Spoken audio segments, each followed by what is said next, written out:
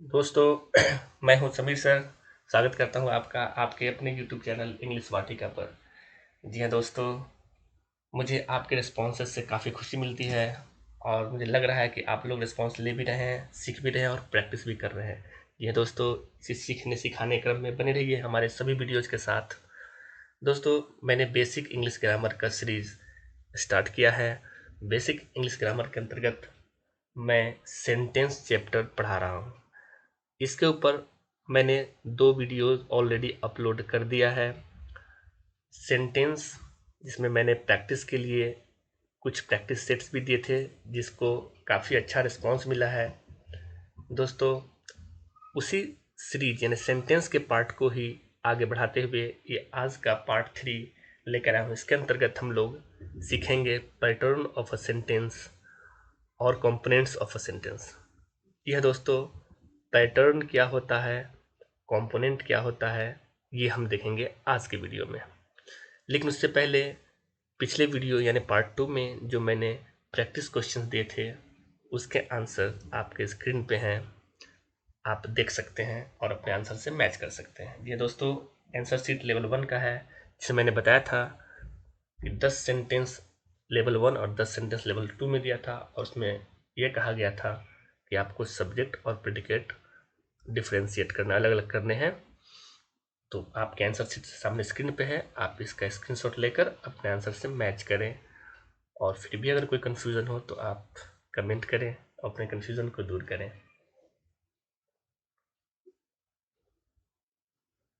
अगला answer sheet level 2 का answer sheet आपके स्क्रीन पे है, आप इसका भी स्क्रीनशॉट लेकर अपने आंसर से मैच करेंगे। और आपने कितने मार्क्स लिए, टोटल 20 क्वेश्चन में कितने सही हुए इन्हें, उसका भी कमेंट आप हमें हमारे इंग्लिश वाटिका टेलीग्राम चैनल पे देंगे।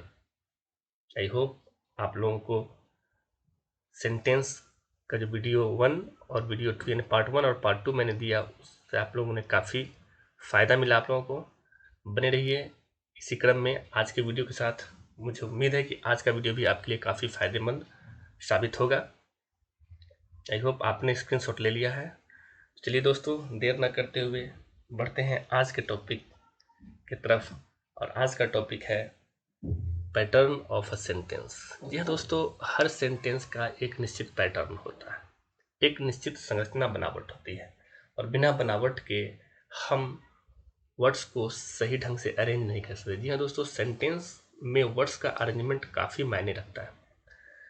तो इंग्लिश सेंटेंस का जो बेसिक पैटर्न होता है वो होता है सब्जेक्ट, वर्ब, ऑब्जेक्ट या कंप्लीमेंट। जी हाँ दोस्तों, यही इंग्लिश सेंटेंस का बेसिक पैटर्न है, और इन्हीं कंपोनेंट्स से मिलकर एक सेंटेंस का निर्माण होता है। ये दोस्तों, बेसिकली एक सेंटेंस के अंतर्गत ये 4 प्रकार के कंपोनेंट्स होते हैं। पहला, सब्जेक्ट, कर्ता, जिसके विषय में हम लोग पिछले वीडियो में भी काफ़ी कुछ पढ़ चुके हैं, और आज भी जो बच गए हैं उसमें हम देखेंगे, आज सब्जेक्ट को कंप्लीट कर लेंगे। अगला कंपोनेंट है वर्ब, क्रिया। नेक्स्ट कंपोनेंट है ऑब्जेक्ट, कर्म। और लास्ट कंपोनेंट है कॉम्प्लीमेंट यानी पूरक। ये दोस्तों, आज हम इन्हीं 4 कंपोनेंट्स के विषय में अध्ययन करेंगे। तो चलिए सबसे पहले देखते हैं पहला कंपोनेंट, सब्जेक्ट। ये दोस्तों, पिछले वीडियो यानी सेंटेंस के पार्ट 2 में मैंने सब्जेक्ट को पढ़ाया था और बताया था कि सब्जेक्ट क्या होता है। आई थिंक आपको याद होगा, फिर भी एक बार मैं रिवीजन कर दे रहा हूँ। सब्जेक्ट क्या होता है?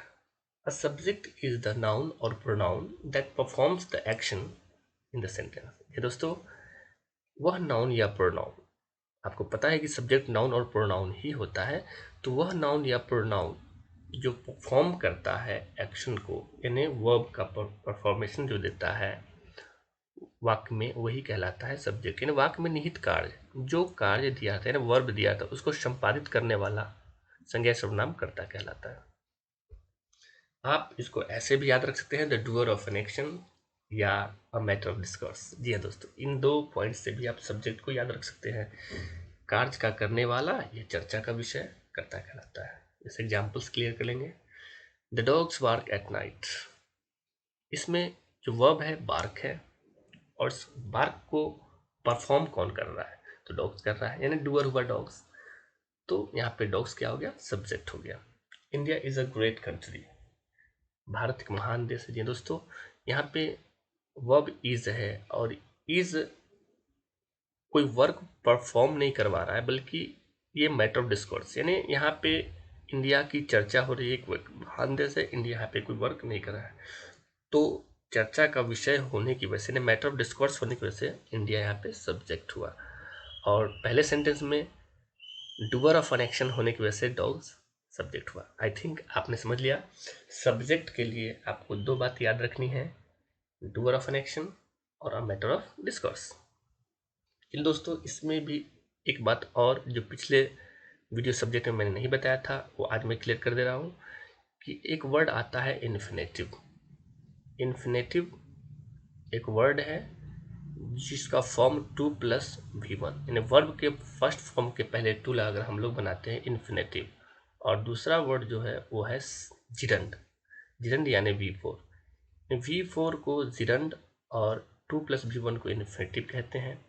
अगर इन दोनों मैंने क्रिया के इन दोनों रूपों को अगर नाउन की तरह यूज किया जाए, मतलब प्लेस ऑफ नाउन, यानी नाउन के स्थान पर यूज किया जाता है, इस स्थिति में इन्हें इन्फिनेटिव और जिरंट कहा जाता है, और इनको वर्बल नाउन्स यानी वर्ब से बना हुआ नाउन्स कहा जाता है, जिसको हम लोग इनडायरेक्ट नाउन्स भी कहते हैं।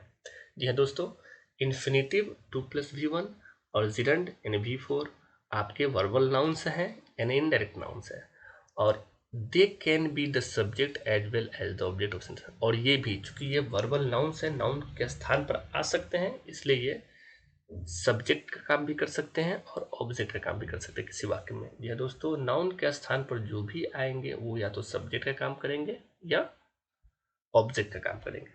क्योंकि मैंने बताया कि सब्जेक्ट कोई नाउन या प्रोनाउन होता है, और आगे मैं ऑब्जेक्ट के बारे में भी विस्तृत चर्चा करूंगा, उसमें क्लियर करूंगा कि ऑब्जेक्ट क्या होता है, कितने प्रकार के होते हैं।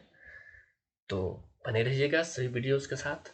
तो पहले हम क्लियर कर लेते हैं कि आज इन्फिनेटिव यानी two plus V1 and gerund यानी V4 ये वर्बल नाउन्स कहलाते हैं, जिसको हम इनडायरेक्ट नाउन भी कहते हैं, और ये सब्जेक्ट भी बन सकते हैं और ऑब्जेक्ट भी बन सकते हैं। एग्जाम्पल से क्लियर कर लेते हैं दोस्तों। स्विमिंग इज एन एक्सरसाइज, इसका शेप आपका V4 का शेप है। स्विमिंग V4 का शेप है, चूंकि ING फॉर्म लग रहा है, स्विम में ING जोड़कर हमने स्विमिंग बनाया है। बट दोस्तों इस वाक्य का मेन वर्ब जो है वो है इज मेन वर्ब है, और इज के पहले जो जगह होता है, क्योंकि मैंने सेंटेंस पैटर्न बताया कि इज के पहले जो वर्ब के पहले जो जगह होता है सब्जेक्ट का, तो स्विमिंग चूंकि दिखने में V4 लग रहा है बट आया है सब्जेक्ट की जगह पर, इसलिए यहाँ पे ये वर्बल नाउन यानी जिरंड कहलाएगा।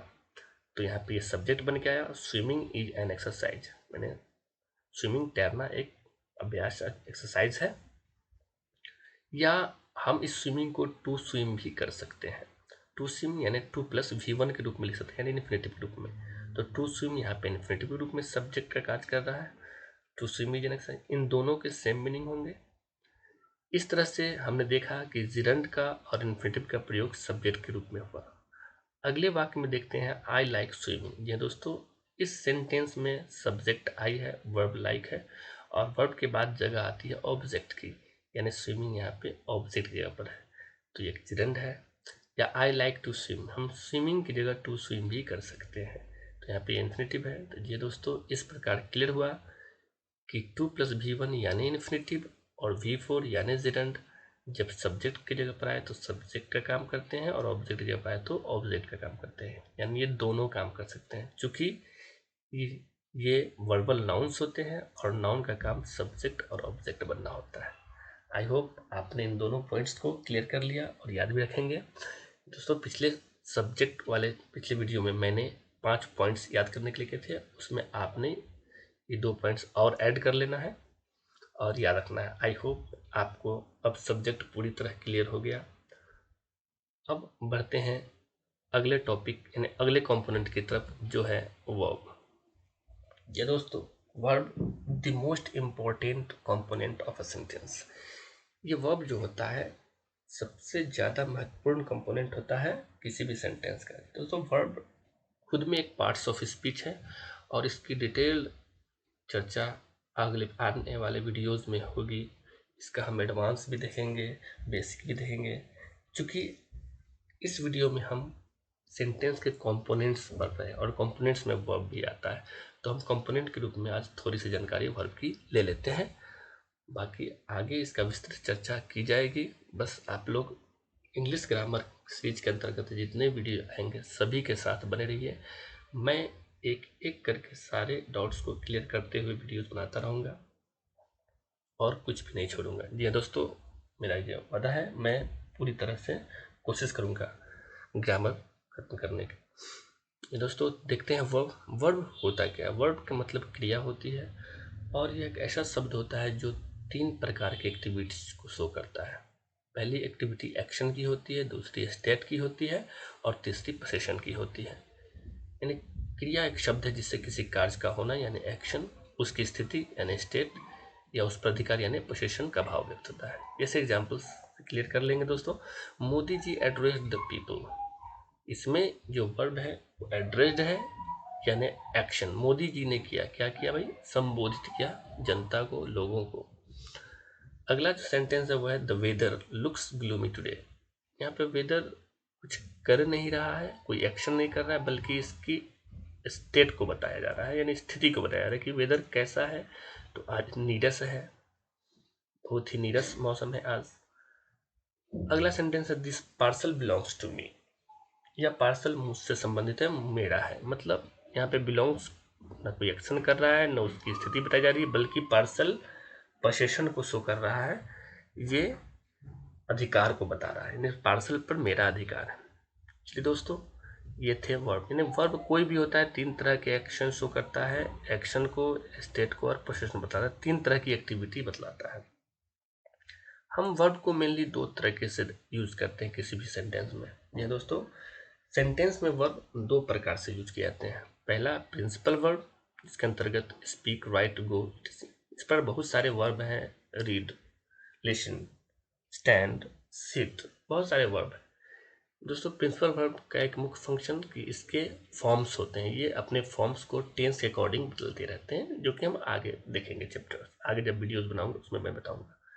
और अगला वर्ब जो होता है ऑक्सिलरी वर्ब होता है, या इसको हेल्पिंग वर्ब भी बोलते हैं। जी हाँ दोस्तों, इसकी कुल जो संख्या होती है वो 24 होती है, जिसमें हम लोग ये पढ़ेंगे आगे के वीडियोस में। यहाँ पे इज, आर, वाज, वेयर, ये सारे इसके एग्जाम्पल्स हैं। ऑक्सिलरी वर्ब क्या होता है दोस्तों कि सेंटेंस में ये दोनों वर्ब मिलकर एक कंप्लीट सेंटेंस का निर्माण करते हैं। ऑक्सिलरी वर्ब का काम होता है प्रिंसिपल वर्ब का सहायता करना, चूंकि नाम से स्पष्ट है ऑक्सिलरी है, ये हेल्पिंग है। जी दोस्तों, तो आपने देखा वर्ब, यानी वर्ब के लिए बेसिकली आपको याद रखना है ये 3 तरह की एक्टिविटी शो करता है। पहली एक्टिविटी होती है एक्शन की, दूसरी एक्टिविटी होती है स्टेट की और तीसरी एक्टिविटी होती है पोजीशन की। आई होप आपने इस कंपोनेंट को भी क्लियर कर लिया। यानी आपने देखा सेंटेंस का जो पहला कंपोनेंट सब्जेक्ट और दूसरा कंपोनेंट वर्ब। अब बढ़ते हैं तीसरे कंपोनेंट की तरफ जो है ऑब्जेक्ट। जी दोस्तों, सेंटेंस का तीसरा कंपोनेंट है ऑब्जेक्ट। ऑब्जेक्ट होता क्या है? तो चूंकि मैंने बताया सब्जेक्ट एक नाउन और प्रोनाउन होता है, तो ऑब्जेक्ट भी नाउन प्रोनाउन होता है। बस अंतर क्या है दोस्तों कि सब्जेक्ट परफॉर्म करता है एक्शन को और ऑब्जेक्ट रिसीव करता है एक्शन को। यानी ऑब्जेक्ट इज द नाउन और pronoun that receives the action, यानी जिस संज्ञा सर्वनाम पर कर्ता के कार्य का फल पड़ता है कर्म कहलाती है।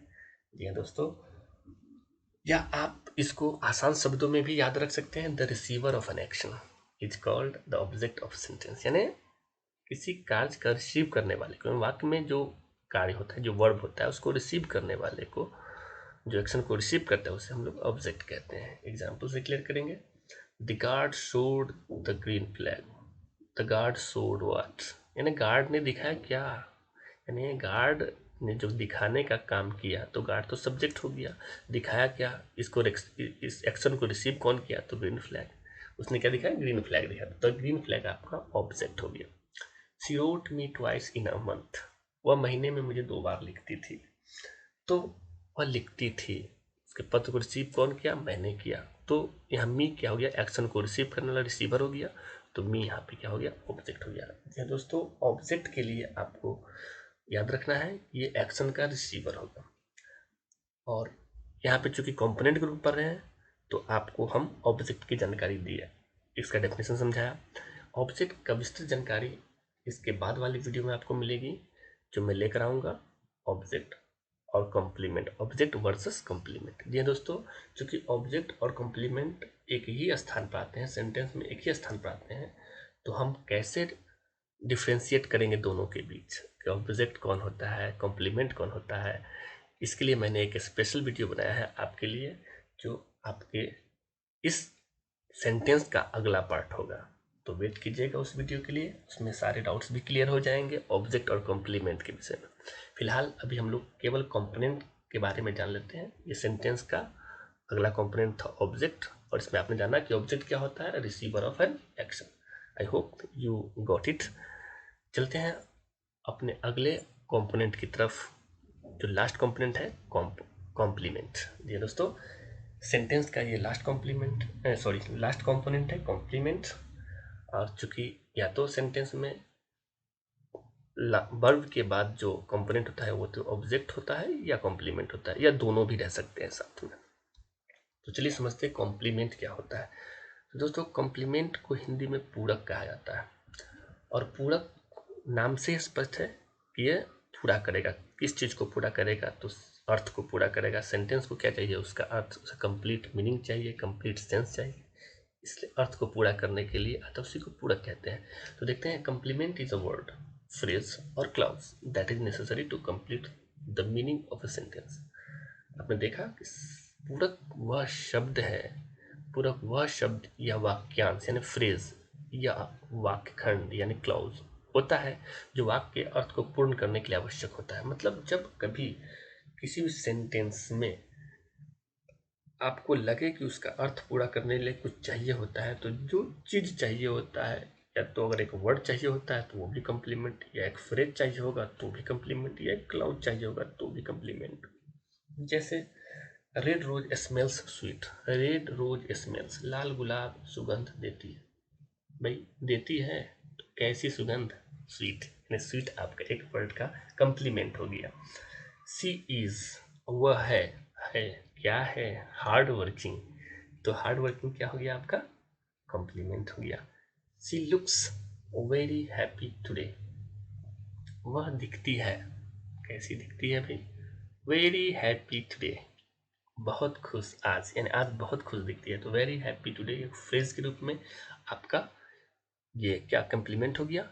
सी made me a fool, she made me what, क्या बनाया मुझे, अ फूल यानी कम्प्लीमेंट। दोस्तों, ये सारे वाक्य में जो अंडरलाइन वर्ड्स हैं वो सारे आपके कम्प्लीमेंट हैं।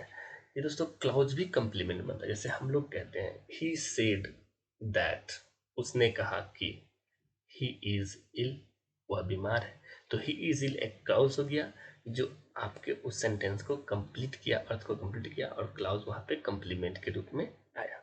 जी हाँ दोस्तों, कंप्लीमेंट वर्ड भी हो सकता है, फ्रेज भी हो सकता है, और क्लाउज भी हो सकता है। इसका कितने तरीके से होते हैं, कैसे आते हैं, और किन किन वाक्यों में कंप्लीमेंट आते हैं, बस वेट कीजिए इसको जानने के लिए। अगला टॉपिक सेंटेंस का पार्ट 4, ऑब्जेक्ट वर्सेस कंप्लीमेंट। जी है दोस्तों, आएगा अगला वीडियो, और उसमें आपके सारे डाउट्स कंप्लीमेंट और ऑब्जेक्ट के विषय में क्लियर हो जाएंगे। आई होप आपने जो आज के जो कंपोनेंट्स सीखे, एक सेंटेंस पैटर्न पे आधारित जो कंपोनेंट्स होते हैं, ये 4 components, subject, verb, object, complement, चारों को मैंने बताया। आई होप आप सभी ने इसको अच्छे से सीख लिया है। अब हम देखेंगे आज के जो मतलब पढ़ाया गया टॉपिक उससे रिलेटेड क्वेश्चंस फॉर प्रैक्टिस। ये दोस्तों क्वेश्चन फॉर प्रैक्टिस में लेवल 1 के क्वेश्चन है। इसमें आज आपको क्या करना है, तो देखिए दोस्तों, प्रश्न कह रहा है separate the subject and object by underlining them. आपको इसमें करना कुछ नहीं है, बस सब्जेक्ट को जैसे पहले अलग के थे अलग करना है, उसके बाद ऑब्जेक्ट को। जी दोस्तों, केवल ऑब्जेक्ट को अलग करना है, पूरे प्रेडिकेट को नहीं। तो आप ध्यान लगा देखेंगे कि कौन कौन सा इसमें जो वर्ड है सेंटेंस में जो एक्शन परफॉर्म कर रहे हैं यानी सब्जेक्ट है, और कौन कौन जो वर्ड है जो एक्शन रिसीव कर रहे हैं यानी ऑब्जेक्ट है। बस आप अगर समझ गए हैं तो इन प्रश्नों को हल करें और टेलीग्राम चैनल पे पोस्ट जरूर करें। अगले लेवल का प्रश्न इस प्रकार है, इसके भी आप स्क्रीनशॉट ले लें और प्रैक्टिस करें। इसके आंसर्स आपको आने वाले वीडियोस में मिलेंगे। आई होप आपने स्क्रीनशॉट ले लिया। तब तक के लिए धन्यवाद। आपका दिन मंगलमय हो।